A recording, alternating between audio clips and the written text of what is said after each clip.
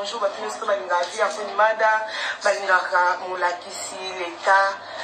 Je vous aime beaucoup. Je sais que Binope Bolinganga, place Bozali, nous avons des dérangements de partout. Nous avons bien la vie à Koufi. Les bosses qui n'ont vie à combien aveugle. Et après, il y a beaucoup de vie à Koufi. Et puis, beaucoup de médecine à niveau. Il y a publié ma photo dans Facebook.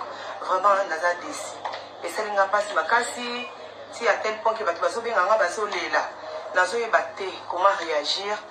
Et Nzambe oyo apesanga souffle de vie totika ye azonga mukolo motema ne bolinga et non que bo bomanga avant et que ça la bien tezana bato balinganga ce qui mutu moko boazo salango oza mal intentionné tu le fais pour autant je ne sais pas pour déstabiliser nga au salanga je sais quoi mais ezana bato balingara vie o bazo ko supporter absence ya vie até ko kufa na yete parce que ba yekisa malade te bien certes yo de baiki ngana kufimi soumet nzambe na bomoi asali ke nazana ngis bangeza bien na bela ramisute na sala ke côté je vais très bien par la grâce de Dieu et batu nyonsto botika na bino kolela botika komitungisa eza bato baza très mal intentionné mais moi-même je vais bien naza bien je me porte très bien naza na tournage na autre tourner au mbana mbonda kala mingi te bozo mona destiné na tourner donc je vais très bien je vous aime et on a sali